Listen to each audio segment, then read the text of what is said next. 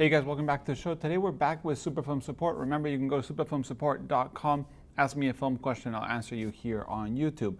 So today we have a question from Jax that says, I'm a young photographer wanting to start a career in architectural photography. I love shooting with my RB67, but don't really see myself using this camera for architectural because it doesn't have any movements. Also, I like the 50mm, but it isn't wide enough, especially with correction perspective and so on. He's looked at the 37 fisheye, but of course fisheye is not the thing for architecture, not most times.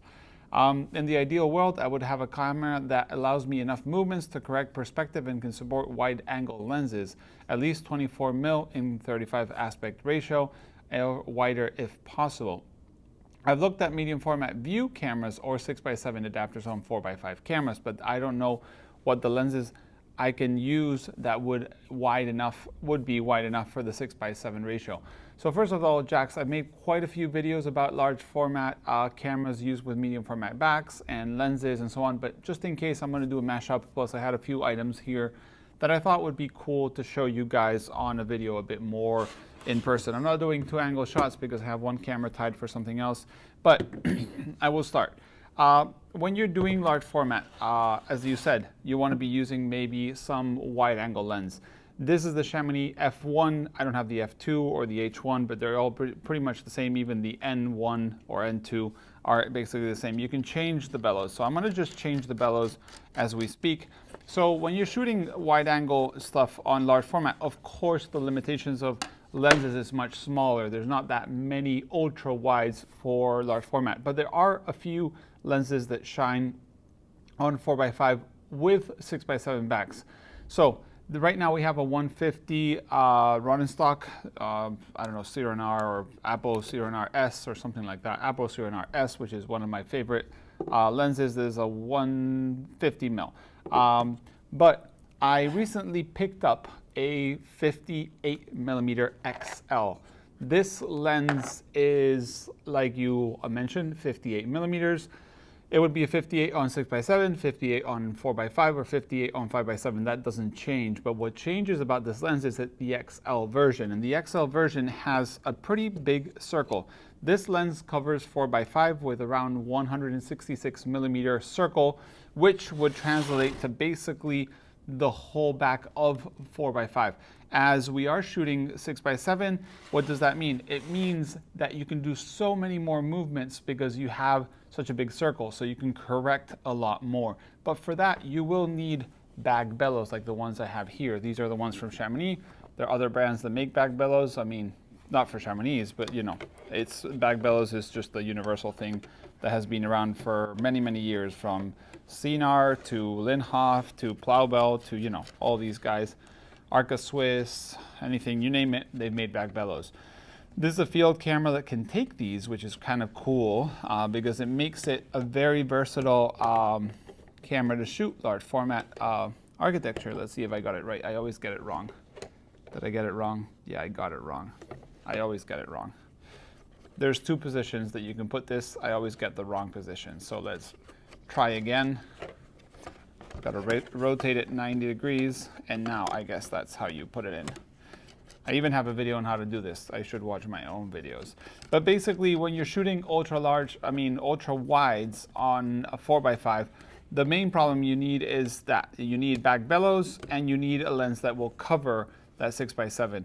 In this case, the 47 XL, the 58 XL, there's a 45 Grand Agon from Rod and Stock that also covers, but they're not usually cheap lenses. This lens wasn't too bad at around 500 euros with its center filter. But remember, if you're shooting 6.7, unless you're doing a lot of big shifts, you won't have a problem without a center filter. So you will have to put the lens in the closest position to the back. And in this case, let's say there, and I'm totally eyeballing this. I might be wrong, and there might be one more hole. No, that's the last hole. So we would put it there, keep the bag bellows out, and then what we can do in the Chamonix is basically we can advance the back to the point that basically the lens will almost touch the ground glass. So here, let's say we were there. Oh man, this is moving a lot more than I expected. So let's say that's where we want. Well, in this position, as you can see, it's really compact, like they're very, very close, but remember it's a 58 mil. So 58 mil should be 58 from where the film plane will be to the center of the lens approximately. And that would be infinity. If you want to focus closer, maybe you're doing some building and you're doing some detail, you could of course rack the lens out a little bit, a few millimeters, and you have that closer focus. But what the back bellows lets you do is it lets you move up and down pretty much almost all you want.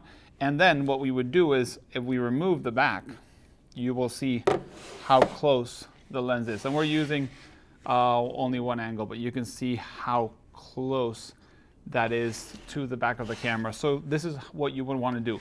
Those lenses, as I said, are the 48mm Schneider XL, 58mm Schneider XL. And as you're shooting on 6x7, you could also use the non-XL 47. There's a super angle on that's like just non-XL, which usually is made for 6x9 cameras. And one thing that we can do now is if we remove, let me remove the ground glass. You guys won't see that, but it's always a little harder to do than it looks like.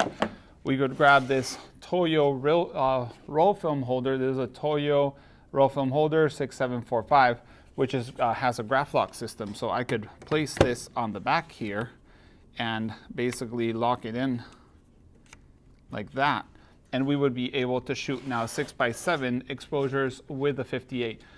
Like you said, you don't think the 50 is wide enough, but the moment you put a 58 or a 47 and you start doing movements, you'll figure out that it's actually pretty wide. There is a 35mm XL, but they're super expensive, but that could be a way to go.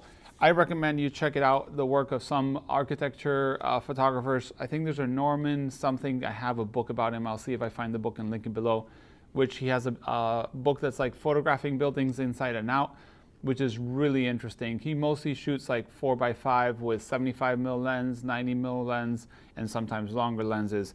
But yeah, I would recommend a setup like this for that. I actually bought this exactly for doing architecture photography with 6x7 and the 58. So yeah, this is Superfilm Support. As I mentioned, this is basically run by Patreons or PayPal donations. I'll leave a link below.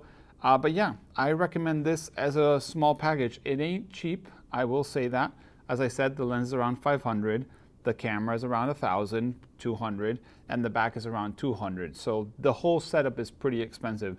But then you can shoot roll film, which is cheaper per shot than 4x5 color or black and white. So that's pretty nice and convenient. Plus there's no dust. That's one of the major benefits people forget about 6x7 or roll film versus 4x5. When you load 4x5, there's problems with dust if you load it in a dusty environment or you're not careful. Then when you expose it, there could be dust in the light, film holders. But with roll film, this comes from the factory, and every single time I've had dust on roll film has been my problem with some really dirty environments. If it comes from the factory and you shoot it, there should be no dust on the negatives, and that is a great plus for those who hate dust and maybe you're going to, optically print, so straight to the darkroom and stuff like that, because you can't really mask dust so easily like, digital ice or Photoshop. But yeah, that's what I would recommend. Jax, I hope this helped you. This is not exactly such an easy setup, and if you really are starting, I would recommend maybe trying some tilt shift lenses in 35. If you do want to shoot digital, there's some A7Rs and like the tilt shift from Nikons and Canons that are pretty nice. Maybe you can rent them too, because you might get into this and realize down the road that it's an annoying thing to do. But like I said, this is what I'm going to be using. I hope to be shooting with this as soon as possible. Another great thing about the Chamonix is it does have 6x7 etchings on the back, so you can actually compose with a pretty good idea of what you're going to be getting. So you can't see those guys, but there's etching on the back for the 6x7. So yeah, that was Superfilm Support for this week. I hope you guys enjoyed it. Thanks for watching, and see you in the next one. Bye.